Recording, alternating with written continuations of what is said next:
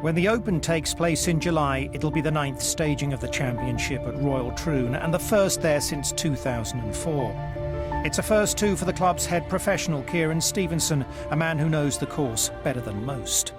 Royal Troon has two very different nines, and as with most links golf courses, that is determined by the weather. The front nine generally plays downwind with the prevailing wind.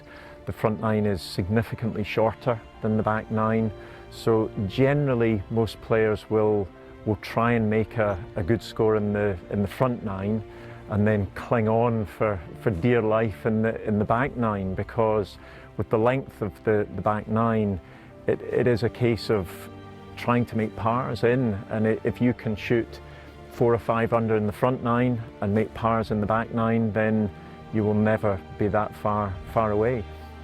The defence of the golf course is the fairway bunkering off the tee, the strategic placing of the bunkers that are a shot dropped if you go in a bunker, because it's a hit sideways because of the height of the lips of the bunker. It's a course that requires accuracy off the tee.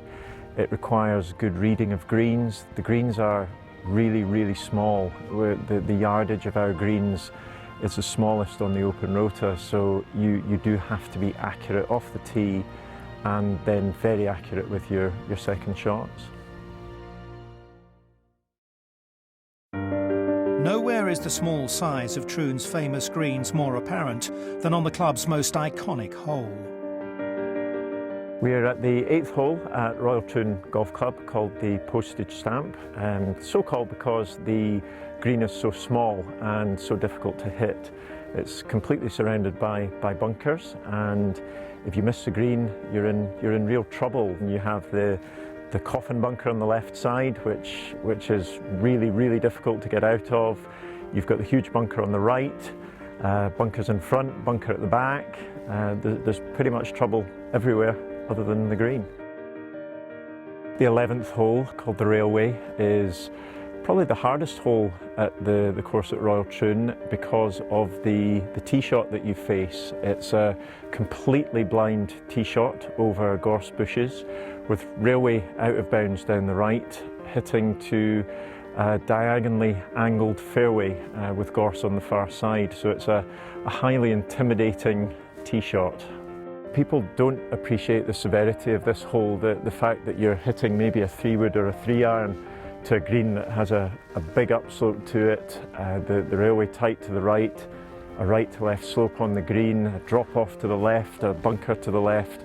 It's just a truly brutal golf hole, and invariably plays into the wind.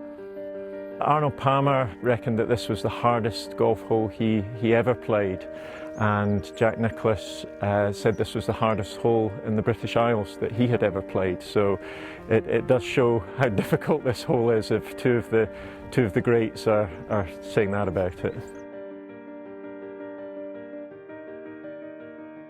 This is the last par 3 on the golf course, and actually the longest par 3 in the golf course. It's going to play roughly 220 yards during the open week, and again, as with all bar 1 holes on the back nine, it will play into the prevailing wind. You've got 3 cavernous bunkers on the right hand side. You have a bunker short left, big drop off to the left of the hole, and a relatively big green for Royal Troon. There have been some alterations to the course directed by the R&A's preferred course architect, Martin Ebert.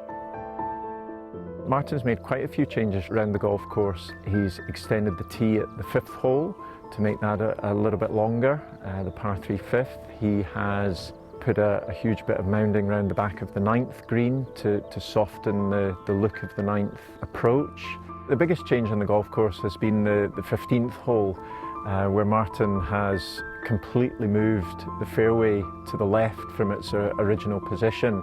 He translocated all the fairway and the rough over to make use of the natural terrain that was there.